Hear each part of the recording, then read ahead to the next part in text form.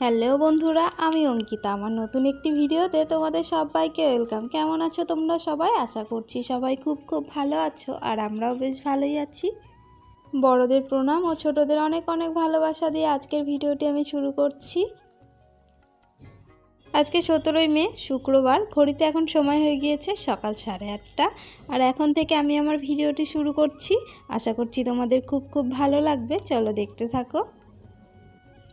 বালিশের কভারগুলো না পরানো ছিল না। ওই যে বিছানা চাদরটা কালকে সন্ধ্যাবেলায় পেতেছিলাম, আমি পাতিনি, আরিয়ানের পাপা পেতেছিল, তো বালিশের কভারগুলো পরানো হয়েছিল না। তো সকালবেলা আমি বালিশের কভারগুলো পরিয়ে এই যে বিছানাটা ভালো করে গুছিয়ে নিলাম।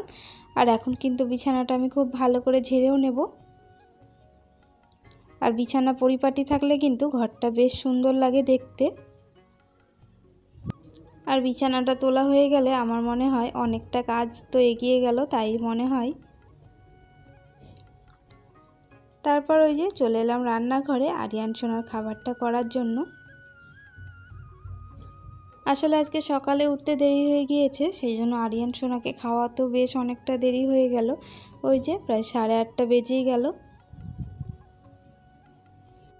আরিয়ান সোনাকে খাইয়ে দিয়ে চলে এলাম রান্নাঘরে।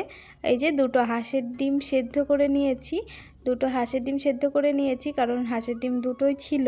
আর এই যে একটা পোলট্রির ডিমও আমি ভেজে নিচ্ছি। এটাই আজকে রান্না হবে। আজকে তেমন কিছু রান্না করব না, ওই যে ডিমের ঝোল আর ভাত করব। আর ওদিকে আরিয়ান সোনার পাপার সাথে খেলা করছে। আর এদিকে দেখছি জলের বোতলগুলো তো সব খালি হয়ে গিয়েছে। ওই যে তাই জলের বোতলগুলো আমি এক এক করে সবগুলো ভরে নিচ্ছি। বোতলে জল ভর্তি করা থাকলে কিন্তু অনেকটা সুবিধা হয়। ওই যে এখন যেহেতু গরমের সময় জলটাই বেশি খেতে হচ্ছে, তাই বোতলে জল ভর্তি থাকলে ওই যে যখন তখন নিয়ে খাওয়া যায়। তারপর ওই যে রান্না করতে করতেই তো আমি জলটা ভরতে গিয়েছিলাম।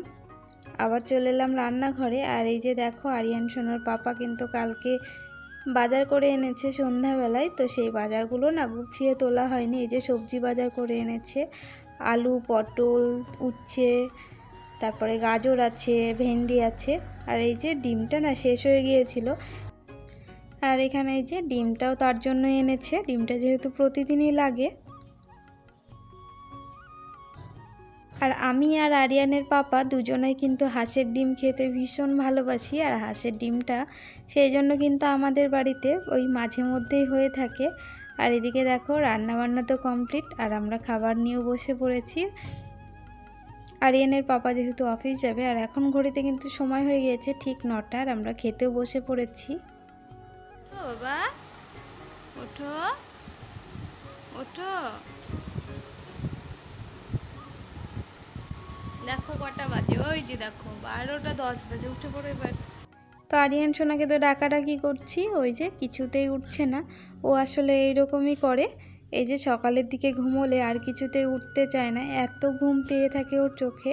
ওই যে সকাল যখনই উঠুক না কেন, সকাল 9টা না বাজতেই আবার কিন্তু ওর ঘুম পেয়ে যায়। আর 9:30টার সময় ওকে ঘুম পাড়িয়ে দিই। আর আরিয়ান সোনাকে ঘুম থেকে তুলে ওই যে স্নান করিয়ে দিয়েছি। আর এদিকে কিন্তু ওর খাবারটাও রেডি করে নিয়েছি। ওই যে মসুর ডাল সেদ্ধ আর দেশি মুরগির ডিম সেদ্ধ নিয়েছি, আর নিয়েছি ভাত। ভাতটা যদিও সবটা খাইনি। আর জলটাও রেডি করে নিয়েছি। আর এদিকে দেখো আরিয়ান সোনা কিন্তু নিজের হাতে খাচ্ছে। ওই যে ডিমটা একটু একটু করে ভেঙে ভেঙে দিচ্ছিলাম, আর তখনই নিজের হাতে নিয়ে খাচ্ছিল। ও আসলে খেতে চাইছিল, কিন্তু আমি প্রথমে দিচ্ছিলাম না, যে হয়তো ছিটিয়ে নষ্ট করবে বলে। কিন্তু তারপরে আবার হাতে করে দিলাম, দেখলাম যে না, নষ্ট করছে না, ও কিন্তু নিজের হাতে খুব সুন্দর করে খাচ্ছে। আর এটা দেখে কিন্তু আমার বেশ ভালো লাগছিল। আর আরিয়ান সোনা কিন্তু দেখতে দেখতে কীরকম বড় হয়ে যাচ্ছে। আমার তো মনে হয় যেন এই কালকেই হলো, আর আজকে এত বড় হয়ে গেল।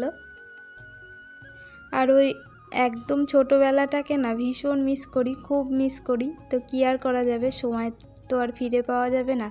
আসলে যে সময়টা চলে যায় সেই সময়টা তো আর কিছুতেই ফিরে পাওয়া যাবে না, কোনো কিছুর বিনিময়ে ফিরে পাওয়া যাবে না। তা যেটা হচ্ছে সেটাই মেনে নিতে হবে। এই যে দেখো আরিয়ান সোনা একা একা খাচ্ছে, এটা দেখে তো আমার খুব ভালো লাগছিল। ও একা একা খেয়ে যতটা না আনন্দ পাচ্ছিল, আমি দেখেই মনে হচ্ছে যেন আমি তার থেকেও বেশি আনন্দ পাচ্ছিলাম। তারপর দুপুরবেলায় যে আরিয়ান সোনার জন্য একটা মৌসুমি কেটে নিয়েছি, আর এটা দেখো ফলের রস করে এখন ওকে আমি খাইয়ে দিচ্ছি।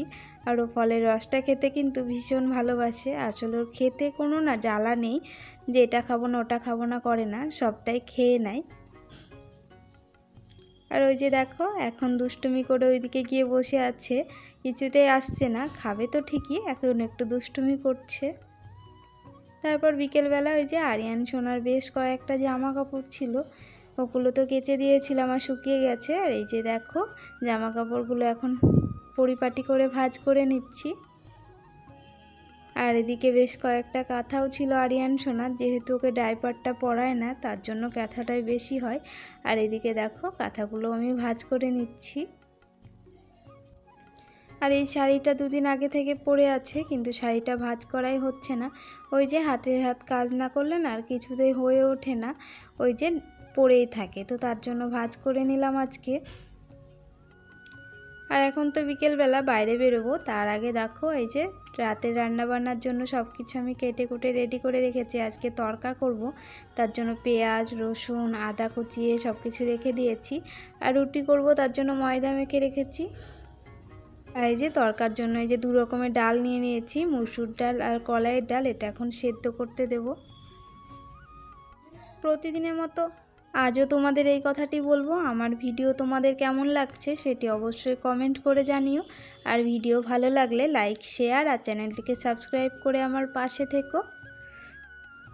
তো আমার রুটি ভাজা তো কমপ্লিট হয়ে গিয়েছে, এই যে রুটিগুলো এখন ভালো করে আমি ঝেড়ে তুলে নিচ্ছি, কারণ এই রুটিগুলোর গায়ে না প্রচুর পরিমাণে ময়দা লেগে থাকে, তো সেটা খাওয়ার সময় একদম ভালো লাগে না। তো এখন সেই জন্য ঝেড়ে রেখে দিচ্ছি ভালো করে। আর এইরকমটা না আমি আমার মাকে দেখেছি, তো মার দেখেই শিখেছি বলতে গেলে। এই যে দেখো রুটিগুলো কিন্তু আমার সব ঝেড়ে নেওয়া হয়ে গিয়েছে। আর এই যে এখন তড়কাটা রান্না করছি। আসলে এই তড়কাটা না খেতে আরিয়ানের বাবা সব থেকে বেশি ভালোবাসে, আর তার জন্য কিন্তু আমি মাঝে মধ্যেই করে থাকি। আর শ্বশুরবাড়িতে স্বামীর মন পাওয়ার জন্য আমার মনে হয় এইটুকুই যথেষ্ট। ওই যে ভালো ভালো রান্না করে খাওয়াতে পারলে তারা কিন্তু বেশ খুশি হয়, বিশেষ করে আরিয়ানের পাপা তো ভীষণ খুশি হয়। আর আমি সবসময় চেষ্টা করি ওর পছন্দ মতো রান্নাগুলোই করার। তো চলো আজকের মতো ভিডিওটি আমি এখানেই শেষ করছি, ফিরে আসছি নতুন কোনো একটা ভিডিওর সাথে। ততক্ষণে সবাই ভালো থেকো, সুস্থ থেকো আর সাবধানে থেকো।